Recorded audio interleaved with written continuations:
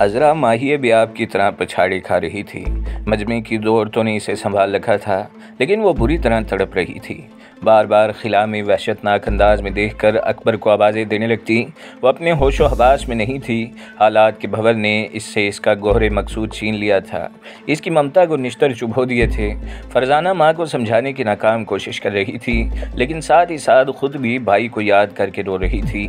صبح تک کسی گھر کے در و دیوار سے خوشیوں اور مسرتوں کا رنگ چھلک رہا تھا، لیکن اب حالات اس کے برعکس تھے۔ عذرا کے ساتھ ساتھ جیسے ہر شہر نوحہ خان نظر آ رہی تھی۔ اس پر اچانک جو ستم ٹوٹا تھا، اس نے بے زبان چیزوں کو بھی اپنا ہم نوا بنا لیا تھا۔ رحمت علی دیوانوں کی طرح دوڑتا ہوا گھر میں داخل ہوا تو عذرا نے اسے پھٹی پھٹی نگاہوں سے گھورا۔ پڑوس کی عورتیں منہ چھپا کر رخصت ہو گئیں۔ فرزانہ کے آنسو بھی تھم گئے۔ ماں بیٹی دونوں کی پرامید نگاہیں رحمت علی پر مرکوز تھیں۔ وہ خود بھی پریشان حال تھا، اندر سے ٹوٹ کر بکھر گیا تھا۔ دشمن نے اس کی شہرک پر وار کیا تھا، لیکن اس نے اپنی دیوانگی کو بڑی مشکلوں سے سنبھال رکھا تھا۔ حالات نے اسے ایسا کرنے پر مجبور کر دیا تھا۔ دوسری صورت میں اولاد کے ملنے کی جو ایک آس تھی، وہ بھی ٹوٹ سکتی تھی۔ وقت کی رفتار نے اسے پوری طرح اپنے شکنجوں میں جکڑ کر بے بس کر دیا تھا، اور اس کی آنکھوں سے درندگی جھانک رہی تھی، مگر وہ کھلم کھلا اس درندگی کا مظاہرہ نہیں کر سکتا تھا۔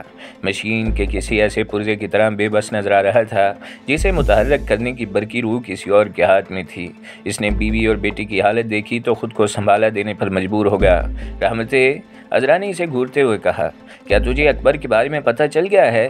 اسے کسی نے اغوا کر لیا ہے۔ فرزانہ نے بڑی مشکل سے سسکتے ہوئے کہا، کچھ دیر پہلے کسی نے فون کیا تھا۔ ہاں، عذرا جلدی سے بولی، اس نے کہا تھا کہ تو اگر چاہے تو اکبر کو واپس لا سکتا ہے۔ ڈیڈی، فرزانہ نے اسے مخاطب کیا، آپ بھائی کو ان سے واپس لے آئیں۔ تو چپ کیوں کھڑا ہے رحمت؟ عذرا جھلا گئی، کیا تجھے سانپ سونگھ گیا ہے؟ خدا جانے انہوں نے بھائی کو کس حال میں رکھا ہوگا۔ فرزانہ بولی، وہ میرے اکبر کو کیوں لے گئے ہیں؟ عذرا نے سینے پر دو ہتھڑ مارتے ہوئے کہا، اس معصوم نے بھلا ان کا کیا بگاڑا تھا؟ ڈیڈی، کہیں ان لوگوں کو کوئی غلط فہمی تو نہیں ہوئی؟ فرزانہ نے پوچھا۔ میں نے پہلے ہی کہا تھا رحمت، عذرا تڑپ کر بولی، تو جس راہ پر چل رہا ہے وہ غلط ہے۔ بول، جواب دے، کیا میں تجھے واپس لوٹ چلنے کو نہیں کہتی تھی؟ قصوروار تو ہے، اور اس کی سزا میرے جگر گوشے کو مل رہی ہے۔ تو فکر نہ کر، رحمت علی نے خود پر قابو پاتے ہوئے عذرا سے کہا، تیرے اکبر کو کچھ نہیں ہوگا۔ مگر وہ ہے کہاں؟ عذرا نے بلکتے ہوئے سوال کیا۔ وہ جہاں بھی ہے محفوظ ہے، اسے کچھ نہیں ہوگا۔ میں اسے واپس لاؤں گا، چاہے اس کی خاطر مجھے اپنی جان ہی کیوں نہ دینی پڑے۔ رحمت علی نے کہا، اپنے آنسو پہنچ لے عذرا، تیرے آنسو میرے حوصلے کو پست کر دیں گے، اور وہ جنہوں نے تجھ سے تیری اولاد چھینی ہے، وہ کچھ اور چاہتے ہیں۔ تو ان باتوں کو نہیں سمجھے گی۔ مجھے تیری باتوں سے کوئی غرض نہیں۔ تیری مجبوریاں ایک ماں کے دل کی تڑپ کو ٹھنڈا نہیں کر سکتی۔ میں بکھر گیا ہوں عذرا، مجھے خود کو سمیٹنے کا موقع دے۔ رحمت علی نے بے بسی سے جواب دیا، مجھے اس وقت تیرے سہارے کی ضرورت ہے۔ تو بھی اگر روٹھ گئی تو میری ہمت جواب دے جائے گی۔ مجھ سے ایک وعدہ کر۔ عذرا نے اسے وحشت بھری نظروں سے گھورتے ہوئے کہا، اکبر کی واپسی کے بعد تو تمام ٹھاٹ باٹ کو لات مار دے گا، اپنی پرانی دنیا میں واپس لوٹ چلے گا۔ ہاں، رحمت علی نے حسرت بھرے لہجے میں جواب دیا، میں وعدہ کرتا ہوں کہ اکبر کے آ جانے کے بعد میں تیرا کہا مان لوں گا۔ ڈیڈی، کون ہیں وہ لوگ جو بھائی کو لے گئے ہیں؟ فرزانہ نے سوال کیا۔ کاش میں انہیں جان سکتا، رحمت علی نے ہاتھ ملتے ہوئے جواب دیا۔ پھر بھائی کی واپسی کیسے ہوگی؟ فرزانہ نے پوچھا۔ تو نہیں سمجھے گی ان باتوں کو، رحمت علی تڑپ کر بولا۔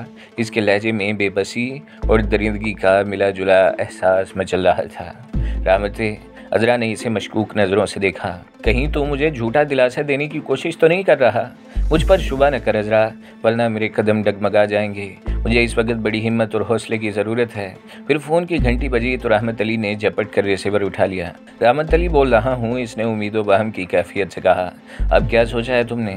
برائی ہوئی آواز میں سوال کیا۔ کیا اب بھی تم میرے کسی حکم سے انکار کر سکو گے؟ نہیں، رحمت علی نے ہونٹ چباتے ہوئے جلدی سے کہا، اکبر کی خاطر میں تمہارے حکم پر خود اپنے آپ کو بھی گولی مار سکتا ہوں۔ مجھے معلوم تھا تم بہت جلدی راہ راست پر آ جاؤ گے۔ دوسری جانب سے سپاڑ لہجے میں کہا گیا، اولاد کی محبت انسان کو گھٹنے ٹیکنے پر مجبور کر دیتی ہے۔ ویسے کیا تم اب بھی نہیں بولو گے کہ فارم ہاؤس کی تباہی اور واجد اور جینا کی گرفتاری میں تمہارا ہاتھ ہے؟ میری بات کا یقین کرو، رحمت علی نے بڑی عاجزی کا اظہار کیا، مجھے ان حالات کے بارے میں کوئی علم نہیں۔ کمال احمد کے بارے میں کیا کہو گے؟ کیا اس نے تمہیں اپنے ساتھ ملا کر مجھ تک پہنچنے کی حماقت نہیں کی تھی؟ ہاں، میں اس حقیقت سے انکار نہیں کروں گا۔ ویری گڈ، دوسری جانب سے مذاق اڑانے والا لہجہ اختیار کیا۔ مجھے یقین ہے کہ تم اب ہم سے جھوٹ بولنے کی حماقت نہیں کرو گے۔ اکبر کی واپسی کے لیے تمہاری کیا شرط ہے؟ کیا مطلب؟ کیا تم ہمارے ساتھ سودے بازی کرو گے؟ نہیں، رحمت علی نے تیزی سے کہا، میری زبان پر اعتماد کرو، میں تمہاری ہر بات ماننے کو تیار ہوں۔ میڈم کے بارے میں کیا خیال ہے؟ کیا تم اب بھی اس کا ساتھ چھوڑنے پر آمادہ نہیں ہوگے؟ اکبر کی واپسی کے بدلے میں تمہاری ہر بات ماننے کو تیار ہوں۔ سوچ لو، کہیں تمہارا ارادہ بعد میں بدل نہ جائے۔ نہیں، رحمت علی نے ہاتھ ملتے ہوئے کہا، مجھے اب تمہاری طاقت کا اندازہ ہو گیا ہے اور اب تمہاری باتیں مجھے اچھی لگ رہی ہیں۔ میں نے پہلے ہی کہا تھا کہ تم میرے اشارے پر ناچنے کو مجبور ہو جاؤ گے۔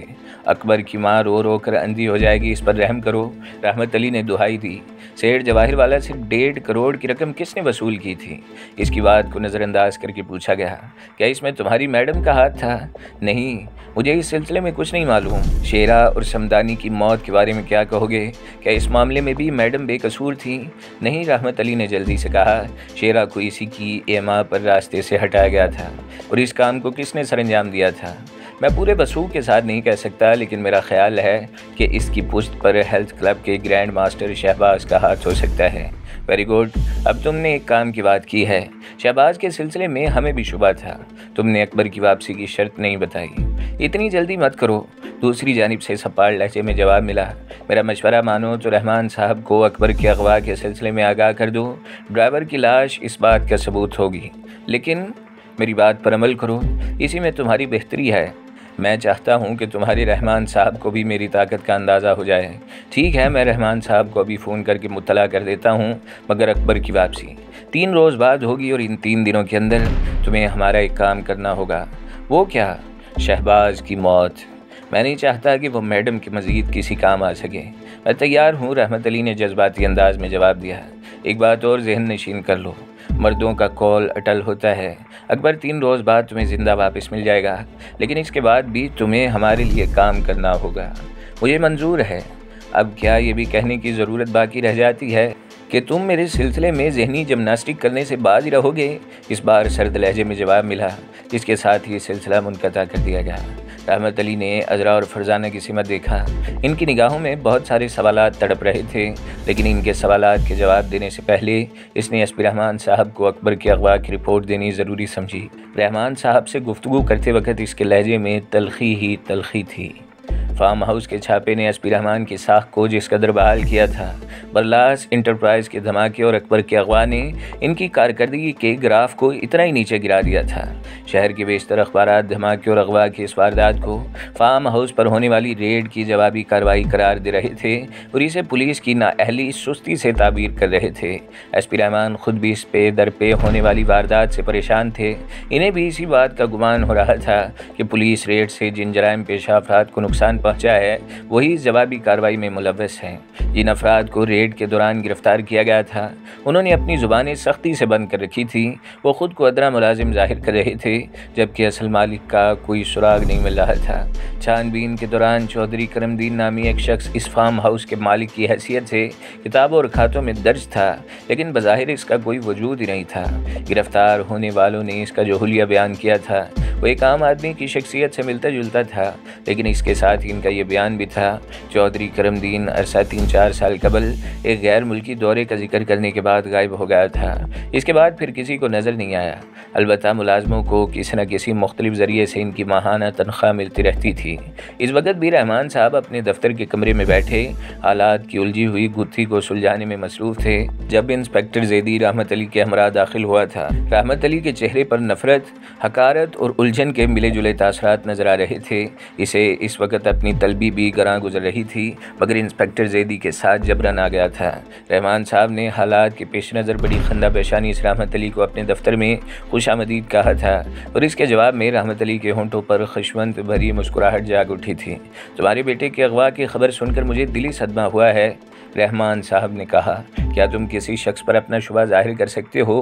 کیا مجھے اسی سوال کے جواب کی خاطر یہاں طلب کیا گیا ہے؟ رحمت علی نے سرد اور سپاڑ لہجے میں کہا۔ میں تمہارے گھر بھی آ سکتا تھا، لیکن ضابطے کی کارروائی مکمل کرنے کی خاطر تمہارا یہاں آنا بہرحال ضروری تھا۔ رحمان صاحب نے اپنی پوزیشن کی وضاحت کی۔ تمہارا تفصیلی بیان پولیس کے لیے تمہارے بیٹے کی بازیابی کے سلسلے میں بہت کارآمد ثابت ہو سکتا ہے۔ میرا صرف ایک ہی بیان ہے، میرے بیٹے کو کسی دشمن نے اغوا کر لیا ہے۔ وہ کون ہے یہ مجھے نہیں معلوم، لیکن اخبارات نے جو رائے زنی کی ہے اس کی روشنی میں یہی ظاہر ہوتا ہے یہ کارستانی فارم ہاؤس پر ریڈ کا رد عمل ہے۔ کیا تم کسی پر شک کر رہے ہو؟ نہیں، رحمت علی نے ہاتھ ملتے ہوئے جواب دیا۔ اگر میرا شبہ کسی پر ہوتا تو شاید اس وقت میں یہاں آپ کے سامنے ہونے کے بجائے اس کے قتل کے جرم میں ہتھکڑی اور بیڑیوں میں جکڑا پولیس کے کسی لاک اپ میں بند ہوتا۔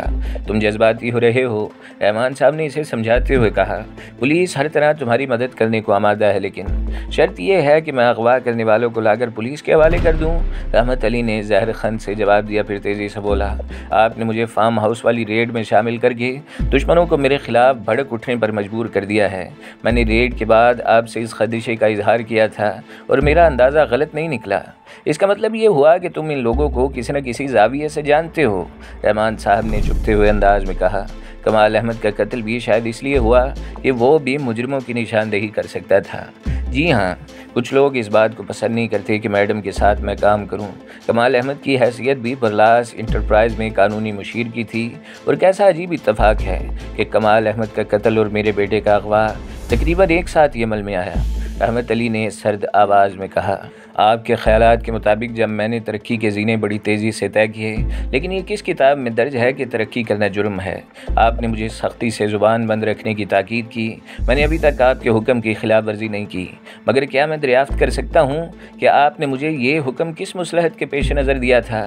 کیا میرا یہ اندازہ غلط ہے کہ آپ بھی کچھ بڑی مچھلیوں کے نام سے واقف ہیں، لیکن ان پر ہاتھ ڈالتے ہوئے گھبراتے ہیں؟ سوچیے ایس پی صاحب، ہو سکتا ہے کہ ان ہی میں سے کوئی اکبر کے اغوا کا ذمہ دار ہو۔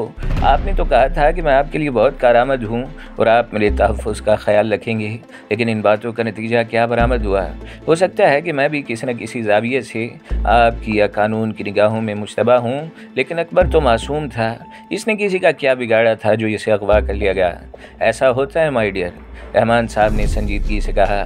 ایک شخص کے جرم کی سزا کسی اور کو بھی بھگتنی پڑتی ہے، اور یہ بھی ہوتا ہے کہ انسان اپنے مقصد کی خاطر کسی کو استعمال کرتا ہے اور بعد میں سزا بھی اسی کو بھگتنی پڑتی ہے، رحمت علی نے جذباتی انداز میں کہا۔ میں اب آپ کو صرف اتنا بتا سکتا ہوں کہ اب میرا تعلق کسی سے بھی نہیں رہا، میں نے جو بویا ہے اب اسے خود ہی کاٹوں گا، اس لیے میں اب سمجھ چکا ہوں کہ بڑی مچھلیوں کی آزادی کا راز کیا ہے۔ ایس پی رحمان نے ہونٹ کاٹتے ہوئے کرسی پر پہلو بدلا تھا، لیکن اسی وقت فون کی گھنٹی بجی اور انہوں نے رحمت علی کا جواب دینے کے بجائے ریسیور اٹھا لیا۔ دوسری طرف سے آئی جی کی آواز ابھری۔ آپ نے اب تک کمال احمد کے قاتلوں اور رحمت علی کے بیٹے کے اغوا کے سلسلے میں کیا کیا ہے؟ میں اس وقت یہی تفتیش کر رہا ہوں، رحمت علی میرے سامنے ہے، اسے بلا وجہ ضابطے کی کارروائی میں الجھانے کی ضرورت نہیں ہے۔ آئی جی کا لہجہ تحکمانہ تھا۔ میڈم برلاس کے علاوہ کچھ اور لوگوں کا بھی خیال ہے کہ رحمت علی کے زخموں کو کریدا جا رہا ہے، ہمیں قانونی چارہ جوئی کے ساتھ ساتھ اوپر والوں کو بھی جواب دینا پڑتا ہے۔ میں سمجھ رہا ہوں جناب، لیکن کچھ نہیں، اس کا جملہ کاٹتے ہوئے کہا گیا۔ کمال احمد کا قتل کوئی معمولی ثانیہ نہیں ہے، کوشش کیجیے قاتلوں کی گرفتاری کا کوئی نتیجہ جلد برآمد ہو۔ بار ایسوسی ایشن کے چیدہ قانون دانوں نے اس جرم کو پولیس کی جانب سے قاتلوں کو کھلی چھٹی دینا قرار دیا ہے۔ حکومت کے سرکردہ لوگوں کی جانب سے بھی قاتلوں کی گرفتاری پر زور دیا جا رہا ہے۔ آپ مطمئن رہیں جناب، میں پوری کوشش کر رہا ہوں۔ صرف کوشش نہیں، ہمیں کوئی نتیجہ بھی برآمد کرنا ہے۔ Right sir. ایک بات اور ہے، آئی جی نے گہری سنجیدگی سے کہا، جن معززین نے فارم ہاؤس کے سلسلے میں ہمارے ساتھ تعاون کیا تھا، ان کا پرزور مطالبہ ہے کہ رحمت علی کو بلا وجہ قانونی الجھنوں سے دور رکھا جائے، اس کے بیٹے کی بازیابی بہت ضروری ہے۔ بہتر ہے جناب۔ فارم ہاؤس کے مالک کا کو پتہ چلا؟ جی نہیں، رحمان صاحب نے کہا، جن افراد کو گرفتار کیا گیا ہے ان سے بھی کوئی کام کی بات نہیں معلوم ہوئی۔ یہ جواب اوپر والوں کو مطمئن نہیں کر سکتا، آئی جی کا خشک لہجہ سنائی دیا۔ اتنے بڑے پیمانے پر ناجائز کاروبار کرنے والوں کے اصل چہروں کی نقاب کشائی بہت ضروری ہے۔ میں اس سلسلے میں آپ سے براہ راست مل کر کچھ ضروری باتیں کرنا چاہتا ہوں جناب، رحمان صاحب نے خلا میں گھرتے ہوئے سنجیدگی سے کہا۔ ٹھیک ہے، آپ کل کسی وقت تشریف لے آئیں۔ دوسری جانب سے جواب کے ساتھ ہی سلسلہ منقطع کر دیا گیا۔ میرے لیے کیا حکم ہے؟ رحمت علی نے فون پر ہونے والی گفتگو ختم ہونے کے بعد بیزاری سے پوچھا۔ ڈونٹ وری مائی ڈیئر، ہم تمہارے بیٹے کو بہت جلد بازیاب کرنے کی بھرپور کوشش کریں گے۔ شکریہ، رحمت علی نے معنی خیز انداز میں کہا، پھر تیزی سے اٹھا اور کمرے سے باہر نکل گیا۔ میڈم برلاس نے اسپتال سے گھر آتے ہی سب سے پہلے رحمت علی کو بلایا تھا۔ اس رحمت علی کے بیٹے کے اغوا کا شدید صدمہ تھا اور اس کے ساتھ ہی ذہن میں ان ممکنہ لوگوں کے نام بھی گونج رہے تھے جنہوں نے برلاس انٹرپرائز کو اپنا ہدف بنایا تھا۔ وہ ابھی تک کسی آخری نتیجے پر نہیں پہنچ سکی تھی۔ کمال احمد کی موت کی خبر بھی اس کے لیے کھلا چیلنج تھا۔ دشمن پہ در پہ وار کر کے اس کو اپنی برتری کا احساس دلانا چاہ رہا تھا، لیکن میڈم نے شکست قبول نہیں کی۔ اسے صرف کسی ایسے ثبوت کی تلاش تھی جو صحیح معنوں میں اس کے دشمن کی نشاندہی کر سکتا۔ اس وقت بھی اس کا ذہن انہی الجھنوں سے دوچار تھا جب رحمت علی اس کی خوابگاہ میں داخل ہوا۔ آپ نے مجھے یاد کیا؟ رحمت علی نے ایک صوفے پر بیٹھتے ہوئے سپاٹ لہجے میں کہا۔ کیا مطلب میڈم چونکی؟ کہ اگر میں تمہیں یاد نہ کرتی تو تم نہ آتے؟ آپ کو شاید تمام حالات کا علم ہو چکا ہے۔ ہاں، اور میں خود کو ان حالات سے الگ نہیں سمجھتی، میڈم نے جواب دیا۔ برلاس انٹرپرائز پر دھماکہ، کمال احمد کا بہیمانہ قتل اور تمہارے بیٹے کا اغوا، ان تمام واقعات کے پیچھے کسی ایک ہی آدمی کا ہاتھ ممکن ہو سکتا ہے۔ ہو سکتا ہے کہ ہمارے دشمنوں کی تعداد ایک سے زیادہ ہو۔ کیا مطلب آپ بہتر طور پر سمجھ سکتی ہیں، اس لیے کہ آپ اپنے دوستوں اور دشمنوں دونوں سے واقف ہیں، رحمت علی نے جواب دیا۔ تم پریشان مت ہو، میں بہت جلد تمہارے بیٹے کی بازیابی کی کوشش کروں گی۔ کیا آپ اسے جانتی ہیں جس نے ہمارے اعصاب کو جھنجھوڑ کر رکھ دیا ہے؟ اگر ایسا ہے تو آپ مجھے صرف اس کا نام بتا دیں، اور اگر ایسا نہیں ہے تو پھر جھوٹی تسلیوں سے کیا فائدہ؟ رحمت علی خشک آواز میں بولا۔ میں از خود بھی اپنے درد کی دوا کر سکتا ہوں۔ میں سمجھی نہیں، میڈم نے حیرت سے کہا۔ کیا ہم ایک دوسرے کے دوست نہیں ہیں؟ صرف دوستی کی حد تک۔ کیا مطلب؟ مجھے افسوس کے ساتھ کہنا پڑ رہا ہے کہ اب میرا برلاس انٹرپرائز سے کوئی تعلق نہیں ہوگا۔